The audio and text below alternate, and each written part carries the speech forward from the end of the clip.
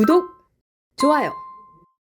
자, 시작을 하겠습니다. 2부 강전의 변호사님 오셨습니다. 어서 오십시오. 안녕하세요. 예.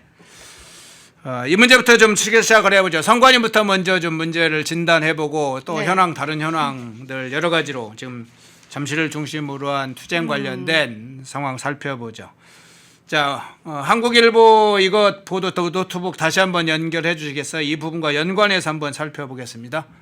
자, 단독 보도로 한국일보가 보도를 오늘 아침에 했습니다. 새벽 4시 30분에 보도를 했는데 투표용지 50% 안 되는 투표수가 무려 1371곳이시다. 선관위는 투표소 송부가 안 된 곳이 몇 곳, 부족이 몇 곳 이상하게 나눠가지고 140곳, 그 중에 91곳 이렇게 나눠서 이야기를 하고 있는데 그건 선관위 방식이죠. 숫자를 줄이고 싶은. 근데 자, 이미 50% 투표용지 자체가 안 되는 거 1371곳이라는 것이 이미 터졌는데 이 상황부터 우선 좀 상황을 어떻게 저걸 해석을 해야 될까요? 그러니까 이건 해석밖에 안 돼요. 왜냐하면 선관위 회의록도 없잖아요. 예, 그러네요. 이게 너무 어처구니가 없는 거죠. 본인들이 60%였던 것을 50%로 지침을 하향했다라고 이야기를 하고 있는데 또 각 선관위마다 그 인쇄해놓은 비율들도 다른 거예요. 그런 네네. 게 지금 선관위의 해명 자체는 좀 믿기가 어렵고 언론의 보도들을 보면은 결국에는 누군가 한 명이 지시를 하면은 그대로 그냥 별다른 회의도 없이 그 맞춰서 인쇄를 했다라는 것 아니겠습니까? 네. 그리고 이게 어떻게 보면 우리 국민들께서 그 전에 여론조사 과정에서도 이번에 꼭 투표 참여하겠다 이런 분들도 굉장히 많았단 말이에요. 근데 본인들이 임의적으로 60%에서 50%로 내릴 때는 이렇게 여론조사라든지 그리고 과거에 있었던 투표 수치라든지 이런 것들 몇 시에 몇 명 정도가 왔었다 이 정도의 데이터는 당연히 갖고 있어야 되는 거죠. 근데 지금은 사실 그것도 없을지도 모르겠다는 생각이 들어요.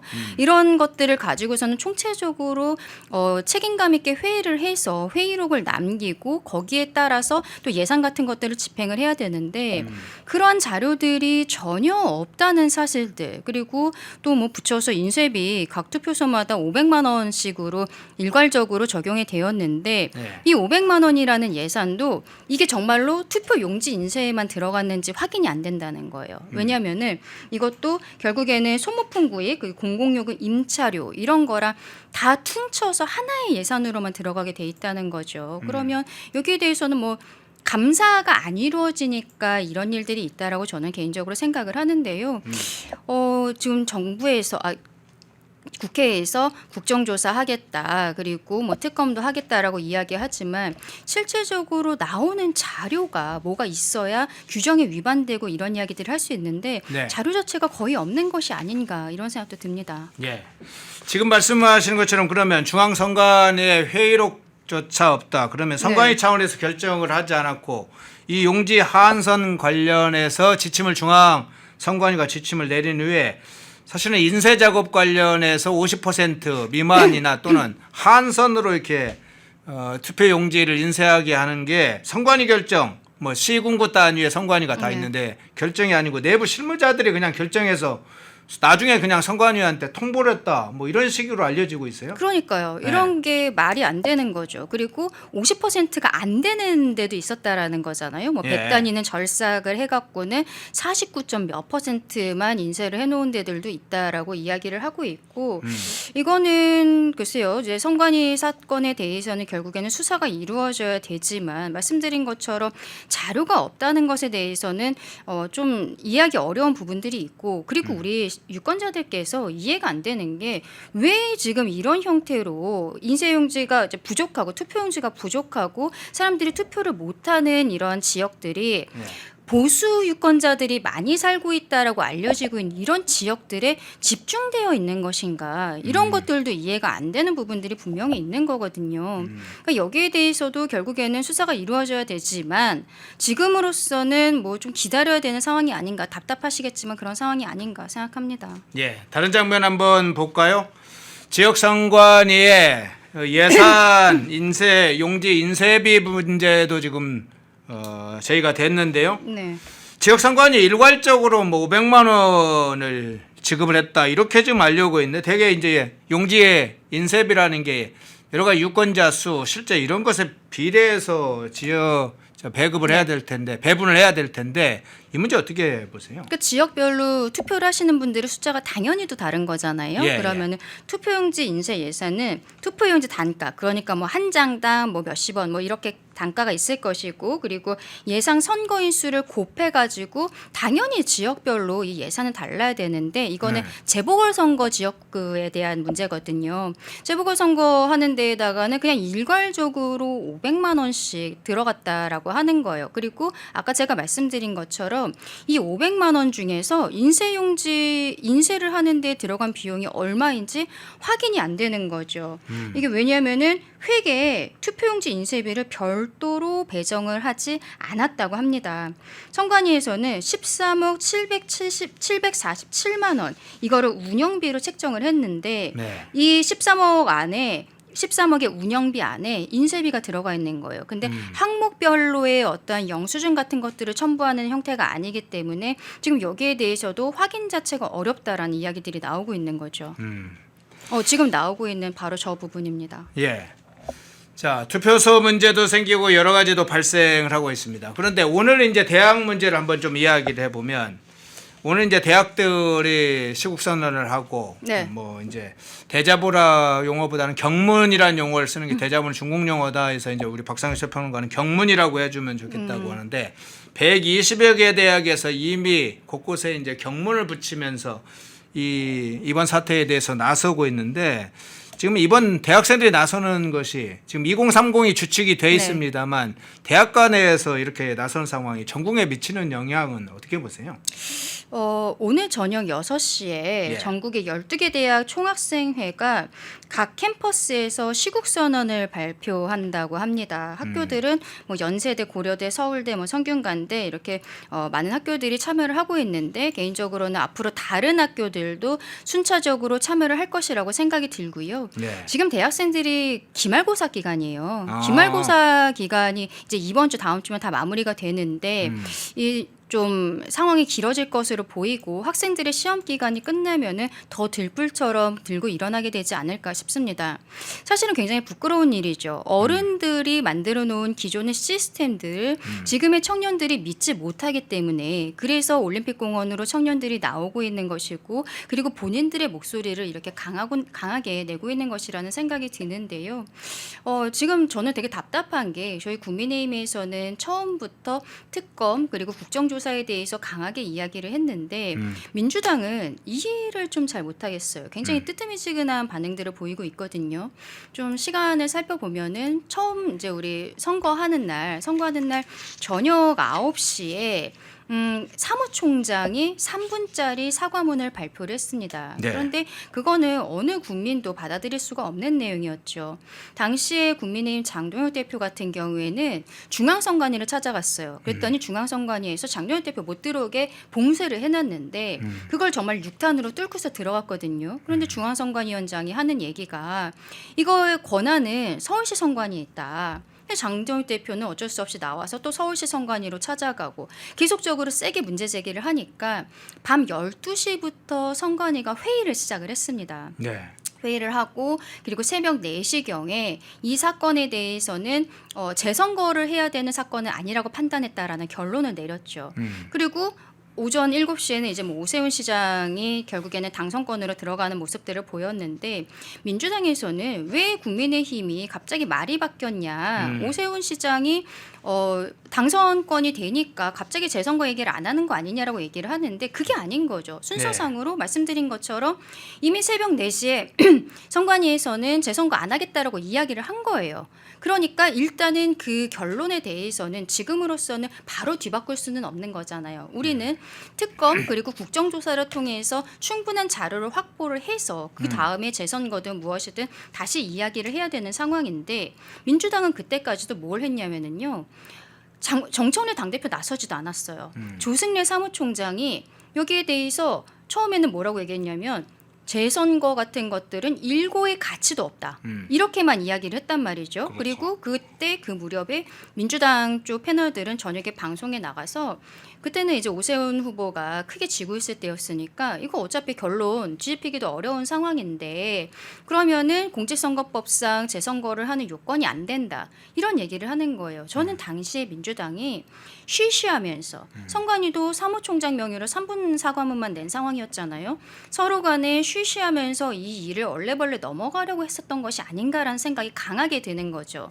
그리고 그 이후에도 정청래 대표는 왜인지 나서지 않으면서 이게 일이 커지니까 조승래 사무총장이 하는 얘기가 선관위에 사무총장의 거취를 결단해야 된다는 거예요. 선관위원장의 사퇴도 아니고 여기 행정을 책임지고 있는 사무총장의 거취를 결단해야 된다라는 형태로만 이야기가 나오는 겁니다. 저희가 국정조사 특검을 이야기하고 있는데 답변이 없다가 결국에는 현관위원장이 사과문을 발표를 하면서 본인과 사무총장이 사퇴한다라고 했잖아요. 근데 사퇴하겠다고 이야기하면서 그때 국회에서의 국정조사에도 협조하겠다는 이야기를 했거든요. 그러니까 그 다음에야 민주당이 국정조사 하겠다라는 이야기를 하는 겁니다. 처음부터 이야기를 했던 게 아니에요. 그런데 지금은 마치 본인들도 처음부터 이 사안의 뭐 엄중함을 알고 있었고 특검이나 국정조사에 대해서도 적극적으로 하겠다. 지금 이미지를 완전히 바꿔가고 있는 거거든요. 우리 국민들께서 민주당이 말을 바꾸고 있는 것에 대해서 정말 눈을 똑바로 뜨고 계셔야 된다고 생각을 하고 그리고 저는요. 지금 민주당이 특검도 받겠다라고 하지만 좀 믿기가 어렵습니다. 지난번에 통일교 사건도 처음에는 국민의힘이랑 뭐 연관이 되어 있다라고 하다가 전재수 의원 뭐 이렇게 이거저거 나오다 보니까 국민적 역풍이 있었잖아요. 근데 본인들도 통일교 특검을 받겠다고 했어요. 그러더니 갑작스럽게 신천지 사건이랑 합쳐서 특검을 하겠다는 거예요. 그러다 보니까 국민의힘에서는 그거 받을 수 없다. 네네. 이렇게 혼란이 있는 상황에서 그때도 대통령이 검경 합수본 이야기를 했습니다. 그럼 뭐 했나요? 국민의힘에다가만 수사를 하고 있는 거예요. 신천지 사건을 중점적으로 보면서 그 상황에서 전재수라는 사람은 결국에는 검찰에서 기소도 안 하고 그리고 부산시장 당선인이 돼버린 상황이거든요. 그러니까 민주당에서 지금 특검 받겠다라고 이야기하지만 이건 우리 청년들, 국민들이 분노하고 있으니까 잠깐 말을 바꾼 것 아니냐. 저는 그렇게 생각을 합니다. 국정조사에 대해서도 어느 부분까지 하겠다고 할지 저는 엉뚱한 이야기할 가능성이 굉장히 높다는 생각을 하거든요. 바로 이러한 시스템에 대해서 청년들이 분노하고 믿지를 못하니까 각 학교에서 시국선언이 이루어지고 있는 것이 아닌가라는 생각도 듭니다. 예. 자, 대학생 시국선의 흐름까지 그리고 이 사건의 지금 맥락들, 본질들, 진행되는 상황들을 촘촘히 분석을 해주셨는데요. 자, 이 상황에 관해서 이준석 의원이 이제 국회에 지금 들어간 지 며칠이 안 됐는데 벌써 빠르게 이 문제에 적극 나서고 있습니다. 잠실 현장에서도 직접 찾아가서 청년들이 연설을 해달라고 해서 사실은 초기에는 이 자리는 개인적으로 그냥 참여를 하는 것으로 해서 완곡하게 거절을 했다고 하죠. 그런데 계속 청년들이 잠깐이라도 이야기를 해달라 해서 이제 대규모 청년들이 인파 속에서 연설을 하는 장면도 있었는데 어제는 국회에서 기자회견을 했습니다. 청년들하고 기자회견을 했어요. 63 대학생 시국선언 관련된 여러 장면들 중에 한 장면인데 이준석 의원의 발언 영상 보고 오겠습니다. 어떤 분들은 지금 현행법에 따르면 재선거가 불가능하다 이렇게 말씀하시는 분들도 계시지만 지금 이 정권이 하는 일을 보면 현행법으로 불가능한 일이 어디 있겠나 그런 생각이 듭니다. 현행법으로 불가능할 때 17년 된 방송통신위원회라는 기관을 없애서 저 이진숙이라는 한 사람을 자동 면직 사실상 해임시켰고 그게 제가 정당하다고 이야기하는 거 아닙니다. 어떤 일도 가능하게 만드는 이 정권이 현행법에 따르면 불가능하다. 이건 핑계에 불과하다는 그 말씀을 드립니다. 예, 이진숙 의원. 자, 그제 현행법 관련해서 그동안 검찰 해체부터 해서 그간의 방통위 해체 문제 이런 사실은 현행법으로 가능하지 않은 일을 이재명 권력이 그간에 해온 행태까지 조근조근 하나하나 질근질근 이제 씹으면서 이 얘기를 합니다. 권력은 권력층들은 크게 뭐 재선거가 어떻게 현행법으로 가능하느냐, 불가능한 일들 주장을 하고 있다, 뭐 이런 이야기를 하는데 네. 여기다 권력과 선관위를 이제 정조준하는 장면입니다. 어떻게 보셨어요? 이진수 위원장 역시 참 든든하다 생각합니다. 우리가 지난주 수요일은 선거일이었고 그 전주 수요일에 저 나오기 직전에 네. 이진수 당시 후보께서 출연을 하셨는데 참 보면서 든든하다라는 생각을 했거든요. 들어가자마자 정말 많은 국민의힘 의원들 지금 좀 침묵하고 계시는데 역시 이진수 의원님께서 말씀을 잘 해주시고 특히 청년들을 대변해 주시는 것에 대해서 국민의 한 사람으로서 굉장히 감사하게 생각합니다. 근데 이제 이준수 위원장 영상을 보니까 제가 생각이 나는 게요. 역시 그 방통위원장 할 때 탄핵 심판 받으셨던 게 생각이 날 수밖에 없잖아요. 뭐 기각이 돼서 돌아오시긴 했습니다만 그 연결을 해서 지금 민주당 측에서는 선관위에 관련해서 좀 저는 거의 뭐 방조하고 있는 게 아닌가 이런 생각이 드는 부분들이 있습니다. 왜냐하면 이분들이 그동안에 탄핵 심판 청구를 했던 사람이 굉장히 많아요. 그 중에 한 명이 역시 그 중앙선관위처럼 헌법기관인 감사원장에 대해서도 탄핵심판 청구를 했었거든요. 네. 민주당 측에서. 그랬는데 결국에는 헌법재판소에서 전원일치된 의견으로서 탄핵은 기각이 되었습니다. 그때는 그렇게 호기롭게 모든 사람들에 대해서 탄핵을 하고 특검을 하더니 왜 지금은 선관위에 대해서는 그런 이야기를 하지도 않고 아까 말씀드린 것처럼 그가 사무총장 한 명의 거취 결단하라는 이야기 정도만 나오고 있는 것인지 저는 이해할 수 없다라고 말씀을 드리고 싶어요. 이진수 위원장께서 어제 청년들과 함께 이제 시국 선언을 하시면서 하신 얘기가 청년의 분노를 외면을 하면 국회와 행정부로 그 분노가 향할 것이다 라고 말씀을 하셨거든요. 결국에는 대통령도 여기에 대해서 책임지지 않고 있는 자세 그리고 민주당도 회피하고 있는 이 자세를 지적하셨다 생각합니다. 이재명 대통령이 이번에 그 취임 1주년 기자회견을 했잖아요. 저는 이 기자회견에서 선관위 사태에 대해서 90도로 사과하는 모습 나올 거라고 생각했습니다. 국정의 총책임자잖아요. 예, 네. 그러면 이게 선관위 단순한 문제가 아니라 본인이 여기에 대해서 정무적으로든 법적으로든 책임지는 자세를 기자회견을 통해서 국민들께 보여드렸어야 되는 거예요. 그런데 뭐 청년들 대단하다. 유체이탈 화법으로만 그러니까. 일관을 하고 남 얘기하듯이 항상. 네, 사과 메시지가 나오질 않는 겁니다. 이런 것들이 결국 청년들의 분노를 더 일으킬 수밖에 없는 게 아닌가. 그리고 국회 역시도 민주당에서 그동안에 뭐 국정조사, 지금 저희가 말하는 게 국정조사와 특검이잖아요. 최근에도 연어술 파티 관련해서 뭐 김성태, 방용철 이런 사람들 증인으로 다 불러냈던 거. 그것도 국정조사였거든요. 그 국정조사에서 무엇을 새로 찾아냈는지 모르겠습니다만 그 국정조사를 가지고 또 공소취소 특검하겠다라는 거 아니겠어요. 그동안에 본인들의 입맛에 맞는 것들을 찾기 위해서 국정조사 그리고 특검 같은 거 수백억씩 들면서 예산 낭비 계속 해놨는데 근데 정말로 특검을 해야 되고 정말로 국정조사를 해야 되는 상황에 있어서는 이렇게 뒤로 빠지고 있는 민주당의 모습이라는 것을 이해할 수가 없는 것이죠. 대통령도 남일 보듯이 이야기하고 있는 것. 바로 이러한 부분들이 이진수 의원께서 지적을 하신 것이다 생각합니다. 예. 자, 잠실 투쟁과 관련해서는 중간에 또 새로운 소식이 오면 중간에 다시 이야기하는 걸로 하고요. 조금 다른 이슈들이 좀 제기가 돼서 이 문제도 잠깐 살펴보겠습니다. 정원호 문제 한번 먼저 살펴보겠습니다. 그 한번 띄워주시겠습니까? 정원호 서울시장 후보였던 사람이 정원호 그런데 최측근 인사가 정원호의 최측근이 강제추행 혐의로 법정에서 구속됐다. 2년 실형을 받고 법정 구속됐다. 이게 확인됐네요. 어떤 내용인가요?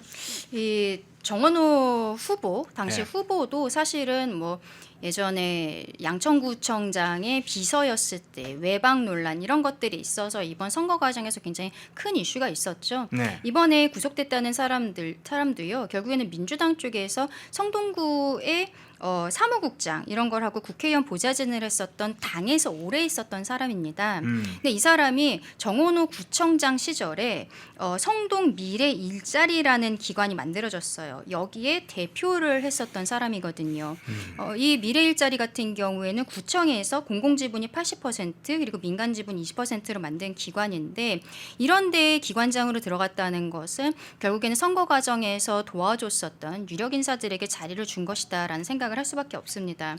근데 이 사람이 결국에는 본인이 술자리에서 회식 자리에서 여성들에 대해서 강제추행을 했다는 거예요. 근데 끝까지 이 재판의 끝까지 본인은 상대방이 동의했다고 생각했다. 별거 아니었다라는 형태로 계속 주장을 하다 보니까 결국에는 이제 징역 2년을 선고를 하면서 구속이 되어 있는 이런 상황입니다.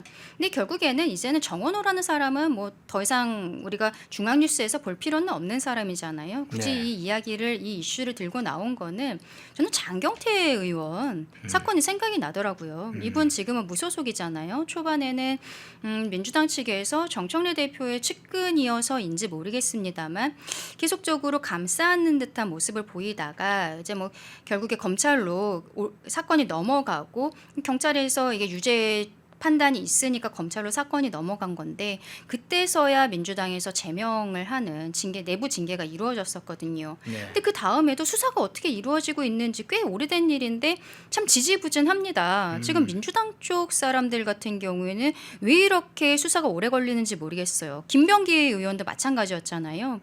이 지금 문제가 되고 있는 구속됐다는 사람도요.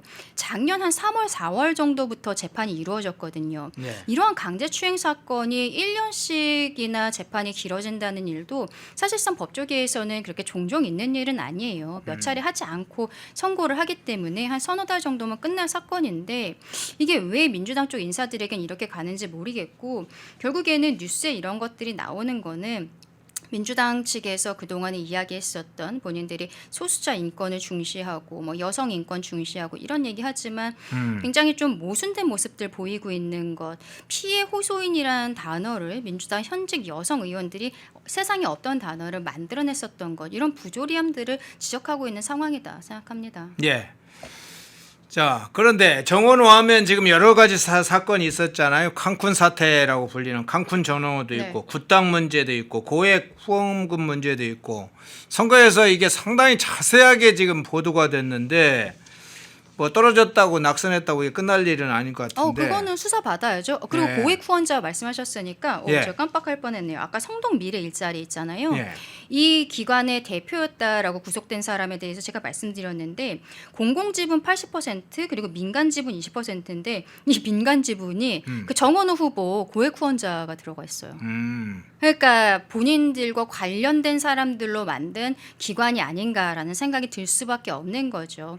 지금 여러 가지 사건에 대해서 대부분 고발이 들어갔기 때문에 정원호 전 구청장이라고 이제 해야겠죠. 정원호 전 구청장 같은 경우에는 이제 뭐 선거도 떨어지고 특별히 하는 일은 없으실 테니까 수사에 적극적으로 협조하셨으면 좋겠다라고 생각합니다. 예. 자, 다른 장면으로 가보죠. 공항 환영 행사 장면으로 한번 가보죠. 자, 이재명이 자, 이 유럽 순방길에 오른다고 하면서 갔어요. 자, 민주당 지도부가 지금 불참하는 그런 상황까지 갔는데요. 자, 이 사진 지금 공항에 지금 오른 사진입니다. 자, 좌우로 이재명 옆에 있는 인물이 있죠. 김민석도 있고 강훈식도 있고. 그렇죠. 자, 다른 사진 한번 마저 좀 볼까요? 자, 이 사진 말고요. 이제 정청래가 있었던 사진하고 비교하는 사진이 아마 하나 있을 겁니다. 정청래가 이 사진 띄워놔 그렇죠. 주시죠. 저거는 예. 4월이에요. 4월에 출국할 때는 정청래 대표가 공항에 환송 행사에 나왔는데 그렇죠. 이번에는 이재명 대통령이 G7 하러 유럽 가는데 나오질 않은 거예요. 그리고 보통 이렇게 대통령이 해외로 출국할 때는 대통령실 비서실장이 가고 입국할 때는 국무총리가 가는 게 뭐 규정이 있는 건 아니지만 많이들 그렇게 했었다 합니다. 근데 지금 보시는 것처럼 이번에는 출국 행사에도 김민석 총리가 있거든요. 이게 결국 8월에 있을 민주당 전당대회에 있어서의 전초전이 아니냐, 지금 전면전을 보여주는 게 아니냐라는 얘기가 나오는 게 대통령이 이번에 아까 얘기했었던 기자회견 있잖아요. 그 안에서 김민석 총리는 뭐 일 잘한다 뭐 이런 칭찬을 하면서 이름도 이야기를 했어요. 그런데 뒷부분에는 주어는 없었는데 뭐 이길 선거를 졌다. 딴 마음을 먹었다. 이런 표현들이 있는 거예요. 누가 봐도 정청래 대표다라는 생각이 들 수밖에 없는 거죠. 그러니까 이게 너무 의아하니까 기자들이 대통령실한테 이제 강우식 비서실장한테 물어본 거예요. 그러니까 지금 뭐 중동 상황도 그렇고 선관위 사태도 있고 해서 환송 인원을 좀 최소화했다. 청와대에서 이렇게 이야기를 하더라고요. 그 말은 청와대에서 정청래 대표 오지 말라라고 한 게 아닌가라는 생각이 들고 예. 재밌는 거는요. 정청래 대표가 공항 안 가고 전북에 갔더라고요. 그 장면 한번 볼까요? 고차 선운사도 가고 뭐 전북 도지사 당선인도 만났다고 하는 장면인데 자 네. 선운사에 간 장면 한번 볼까요? 자 저 스님도 좀 삐딱한가요? 이상하게 한쪽으로 기울어 있네. 정청래는 한쪽으로 저쪽으로 기울어 있고 스님은 이쪽으로 기울어 있는데 예, 저 장면 어떻게 보셨어요? 결국에는 선운사를 갔다는 거는요. 예. 불교계가 사실 정치권에 꽤 그 영향력이 있거든요. 스님께서 신도들에게 이제 어떤 사람이 괜찮더라 이런 말씀 넌지시 하시면은 신도들은 또 이제 솔깃하는 것들이 어느 정도 있기 때문에 이제 지역에 내려가서 결국에는 이원택 당선인을 만났어요. 네. 그리고 지금 선운사에 가서 스님과 차담을 했다라고 하는데 본인의 전당대회 선거 운동을 하고 있는 거다 생각이 드는 거죠. 이번 지방선거 과정에서도 송영길 당시 후보였죠. 송영길 후보가 뭐라 그랬냐면 본인도 연수갑에 후보로 출마를 했는데 당연히 이길 거라고 생각을 했던 것 같아요. 뭐 오만한 자세이긴 합니다만 정청래 대표한테 부산 가지 말란 얘기를 직격을 했어요. 방송에서. 그때 정청래 대표가 하정우 후보와 함께 부산에 갔다가 옥바 논란이 벌어진 다음이었었거든요. 네. 부산은 전재수한테 맡겨라. 정청래는 부산 가지 마라. 그랬더니 정청래 대표가 그 다음에 하정우 후보 개소식이 안 갔어요. 실제로. 뭐 그 말을 들은 건지 모르겠습니다만. 그리고 그 다음에는 송영길 후보가 또 전북의 김관영 무소속 후보를 지지하는 듯한 발언들을 계속해왔거든요. 그리고 마지막에도 선거 때 정청래 대표가 격전지를 가는 게 아니라 계속적으로 호남에 있었습니다. 호남이라는 지역은 이제 1인 1표제도 하게 됐잖아요. 민주당이. 결국 8월에 전당대회에서의 표들이 가장 몰려있는 곳이거든요. 정청래 대표는 처음부터 지방선거 전국 도는 게 선거용이라기보다는 전당대회 선거용이다라는 지적들이 많았는데 뭐 청와대에서도 오지 말라고 공항 오지 말라고 하니까 본인 입장에서는 그래? 그러면 이번에 김관영과 이원택 그중에서 내 픽이었던 이원택이 이번에 당선이 됐으니까 나 거기에 가서 새 좀 보여줘야겠다. 그리고 간 김에 지역에 영향력 있는 스님 만나갖고는 나 한번 여기서 선거운동하고 와야겠다. 이런 모습 보여준 거 아닌가. 지금 전면전 선포한 것 같습니다. 네. 먼저 소개를 좀 드려야겠네요. 샥톤님 멤버십 가입 고맙습니다. 구신성님 후원 고맙습니다. 자, 그런데 지금 청와대 공식적으로 이제 언론에서 상당히 확인한 내용에 보면 공항 행사에 민주당 지도부 즉 이제 그 중에 사실은 원내대표를 향해서 하진 않았을 잖아요. 정청래 나오지 말아라 이런 메시지를 아예 청와대가 민주당에게 전달한 걸로 지금 알려졌는데 자 이렇게 되면 다른 측면에서 보면요 김민석이 이재명한테 든든한 뭐 지원 사격을 받는다 이런 측면도 있을 수 있겠지만 반대로 생각하면 그래 결국은 김민석은 그냥 이재명의 아바타네 뭐 이렇게 갇힐 위험도 있잖아요. 그리고 김민석 총리 입장에서는요 이번 선거 때 네. 그 명픽이라고 부르는 사람들 다 떨어졌잖아요. 네. 정원호, 하정우 그리고 그러네요. 이재명 대표 시절에 인재 영입했었던 뭐 김용남 이런 사람들이 줄줄이 떨어졌기 때문에 약간 이재명 명픽의 저주 이런 것들도 있다는 저는 생각이 드는데 그래도 앞으로의 선거 구도에 있어서는 김민석 총리가 어제 환송 장소에 갔음으로써 더 인지도는 올라갔겠죠. 대통령이 픽한 후보가 지금은 어떻게 보면 송영길보다는 또 김민석이다라는 생각이 들 수도 있는 거잖아요. 네. 송영길 의원도 전당대회에 출마를 할 것으로 예상이 되는 가운데 결국에는 송영길과 김민석이 둘이 어떤 식으로 단일화를 할 것인지 좀 지켜봐야 될 것 같고 만약에 끝까지 3파전으로 가게 된다면 정청래 대표 입장에서도 연임이 오히려 파란불이 켜졌다고 생각할 수도 있을 것 같아요. 1인 1표제 같은 것도 관철을 하고 지난번에도 박찬대 후보와의 그 과정에서 결선 과정에 있어서 굉장히 큰 표차로 이기지 않았습니까? 이런 네. 것들이 있어서 결국에는 지금으로서는 정말 알 수 없는 선거판이 되어가고 있다. 그리고 대통령이 이번에 그 기자회견 과정에서 네. 공소 취소 얘기가 또 나왔단 말이에요. 선거 전날에도 검찰총장 직무대행을 앞에 앉혀놓고서는 검찰이 완벽하지 않다. 잘못했으면 사과하고 취소해야 된다. 근데 주체는 없었어요. 뭐를 해야 된다. 목적어는 없긴 했습니다만 누가 봐도 본인 사건에 대한 공소 취소를 생각하는 것이다라고 생각을 할 수밖에 없었죠. 그런데 이거를 기자회견 과정에서 당연히 얘기가 나왔고 똑같은 이야기들을 하고 있는 거예요.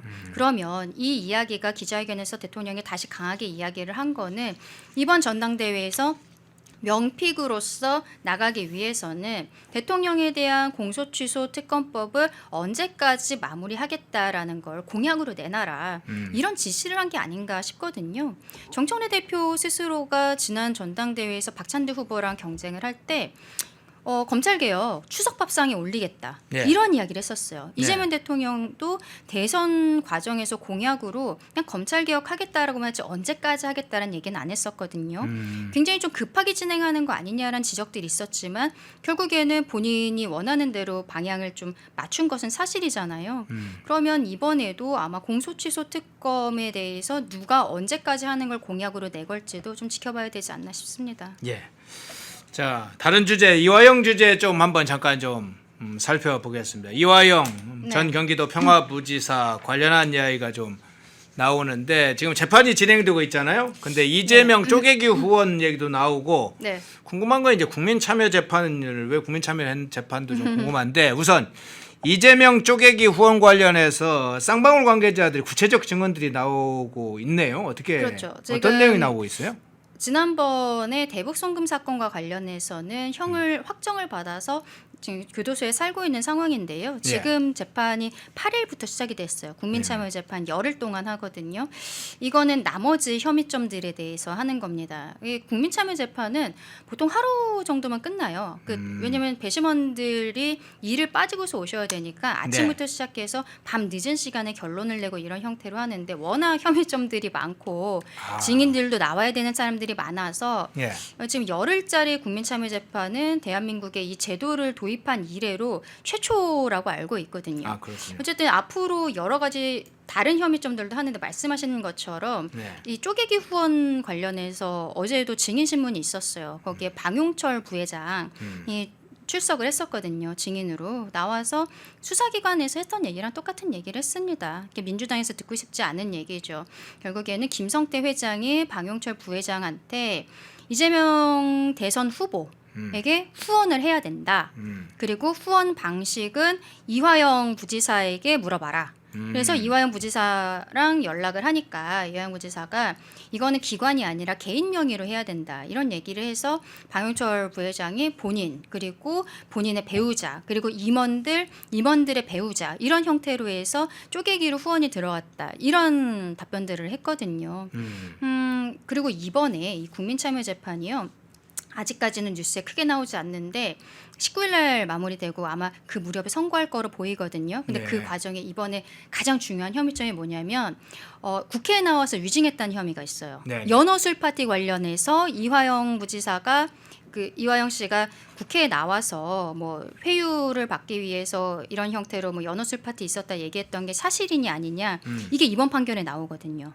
아마 그 부분이 가장 이번에 이슈에서는 큰 부분이 아닐까 싶고 조금 아까 제가 공소취소 특검법 이번에 전당대회 후보들이 공약으로 내보낼 거다라고 말씀을 드렸었는데 이 판결도 아마 중요한 가름자가 되지 않을까라고 싶습니다. 네. 자, 그러면 지금 이 사건 이후에 지금 뭐 요 근래는 니오남이라는 인물이 또 회자되기 시작했는데 리오남은 지금 이- 조선일보에서 단독 보도를 하고 있는데 제주도지사 아직 제주도지사죠. 네, 이번에 오영훈. 선거에선 떨어졌습니다만 네. 오영훈 지사가 올해 2월에 리오남을 만났다는 거예요. 제주도청의 뭐 국장이랑 뭐 특보 이런 사람들이랑 같이 리오남을 만났고 그 다음에 제주항에서 다렌을 통해서 그리고 북한으로 실제 물품들이 들어갔다는 겁니다. 그리고 제주도에 남북 관련해서 남북 그 관계와 관련한 예산이 한 70억 정도가 있다고 해요. 그래서 예. 그거를 썼다고 하는데 오영훈 지사랑 조선일보가 직접 인터뷰를 했더라고요. 그랬더니 예, 네. 여기에 대해서 부인하지는 않고 다만 민간 사업이었을 뿐이다. 근데 과정에 뭐 정동영 동경하고 네. 협의해서 갔다 네네. 그런 식이더군요. 정동영 통일부 장관이 다 알고 있었다라는 얘기들이 지금 나오고 있어요. 근데 왜인지 지금 뭐 성간이 사태도 있긴 합니다만 조선일보 이외의 다른 언론사에서는 이 기사를 거의 띄우지를 않고 있는 상황이거든요. 그것도 좀 이상하다는 생각이 드는데 이 부분도 추가적으로 수사가 이루어져야 되지 않나 싶습니다. 예. 자, 이화영 얘기가 나와서 리오남, 방용철 리오남 하면 또 기억나고 또 서용교도 기억나고 연쇄적으로 이렇게 하나의 고리가 있네요. 그러니까 우리 시청자분들은 다 아실 건데 그러니까 네. 지난번에 국정조사 과정에서 방용철 부회장이 출석을 했을 때 예. 자네 답변 안 한다. 근데 서영교 위원장이 계속 세게 얘기하니까 답변 안 하려고 했는데 위원장님 때문에 답변하겠습니다 하고 본인이 필리핀에서 호텔 후문에서 리오남을 직접 만나서 김성태 회장이 있는 방까지 에스코트를 했다. 해질 무렵이었다. 좀 구체적인 이야기들을 해서 참 민주당 입장에서는 듣고 싶지 않은 얘기를 들은 거죠. 그러니까 결국 김성태, 방용철 본인들 입맛에 맞지 않는 발언한 사람들 싹 다 위증으로 고발했거든요. 근데 그거는 뭐 앞으로 뭐 처분을 봐야겠습니다만 일관된 이야기들을 한 사람들에 대해서 본인들이 국회의원이라는 이유로 이런 형태로 계속적으로 문제 제기를 하는 것은 맞지 않다. 권한 남용이다라고도 말씀드리고 싶습니다. 예. 2부에 지금 잠실항쟁부터 시작을 해서 뭐 정원호 인사, 측근 인사, 법정 구속 그리고 이화영 문제 뭐 함께 좀 정청래 문제 함께 좀 살펴봤습니다. 예, 2부 강전의 변호사님이었습니다. 고맙습니다. 감사합니다. 6월 17일 자유리더 아카데미 4기를 시작합니다. 역사의 거대한 물줄기가 바뀌는 순간 리더는 무엇을 보아야 하는가? 미중 패권전쟁의 소용돌이와 세계 전략의 대전환, 그 혼돈의 정점에 서 있는 트럼프 독트린을 분석하고 급변하는 동북아 정세 속 대한민국의 생존 전략을 모색합니다. 대한민국 최고의 젊고 유능한 전문가들이 제안하는 새로운 패러다임, 지식의 깊이를 넘어 시대의 흐름을 읽는 눈을 선사합니다. 6월 17일 개강 자유리더 아카데미 제4기 대한민국의 내일을 준비하는 당신을 초대합니다. 흐름을 읽으면 돈이 보인다. 펜앤 경제TV 월화수목금 오후 4시 라이브 4 경제의 핵심만 쏙쏙 경제픽설 주식시장을 읽는 눈 머니인사이트 투자의 맥을 한방에 박상규의 투맥 글로벌 투자 시그널 세계를 보는 눈 기업가 정신의 재발견 기업가 열전 영웅시대 당신의 통찰이 수익이 되는 시간 라이브 4 매일 오후 4시에 라이브로 뵙겠습니다. 여러분 혹시 이런 경험 있으신가요? 분명히 아는 사람인데 얼굴은 기억이 나는데 이름이 기억이 안 난다. 이런 경우가 있죠. 또 내가 방금 뭐 하려고 했는데 내가 뭘 하려고 했었지? 이런 불편감 호소하시는 분들 꽤 있습니다. 나이가 드신 분들도 그렇고요. 젊으신 분들도 그렇고요. 이 기억력과 인지력 문제는 모두에게 공통적으로 해당하는 문제인 것 같습니다. 또 내가 아직은 어리지만 치매에 걸릴까봐 무서워 미리 예방하는 게 어떨까 하는 분들도 꽤 있으신데요. 그런 분들을 위해서 저희가 준비했습니다. 자, 기억력 개선과 인지력 개선에 도움을 주는 제품이고요. 대한민국 명실상부 최고의 브랜드인 종근당에서 가져왔습니다. 바로 포스파티 딜세린 앤 징코라고 하는 제품입니다. 포스파티 딜세린 요즘에 논문과 신문에서 상당히 많이 나오고 있는 이름인데요. 바로 우리 뇌에 인지력에 도움을 주는 성분. 본래는 이게 뇌를 이루는 성분의 하나인데 이거를 여기 안에 집어 넣었습니다. 징코라고 하는 이 성분은요, 기억력 개선에 도움을 주는 성분입니다. 자, 비타민 E도 들어가 있습니다. 비타민 E 여러분 아시죠? 항산화에 정말 좋다라는 거. 그냥 단순히 기억력뿐만이 아니라 내 체력이라든지 또 내 외모를 가꾸는 데에도 도움을 주는 게 바로 이 비타민 E인데 이 세 가지가 인지력 개선, 기억력 개선, 그리고 브레인 케어와 항산화 건강을 한꺼번에 챙길 수 있는 식약처 기능성 인정된 원료만 저희가 꾹꾹 눌러 담았다라는 말씀, 종근당의 포스파티 딜세린엔 진코 제품이다 라는 말씀을 드리겠습니다. 그리고 지금 구매하시면 좋은 게 종근당에서 가장 인기 있는 혈행 개선 제품인 올리브 캡슐을 2박스를 무료로 함께 보내드리도록 하겠습니다. 지금 아니면 없다라는 거, 역대급 할인 찬스라는 거 말씀드리고요. 건강은 내가 챙겨야 되고요. 지금 당장 챙겨야 된다라는 거 알고 계시죠, 여러분? 제가 아래에 전화번호 드릴 테니까요. 이 전화번호로 연락 주시면 친절하게 상담원분께서 문의 받아주실 겁니다. 언제든지 연락 주시면 감사할 것 같습니다.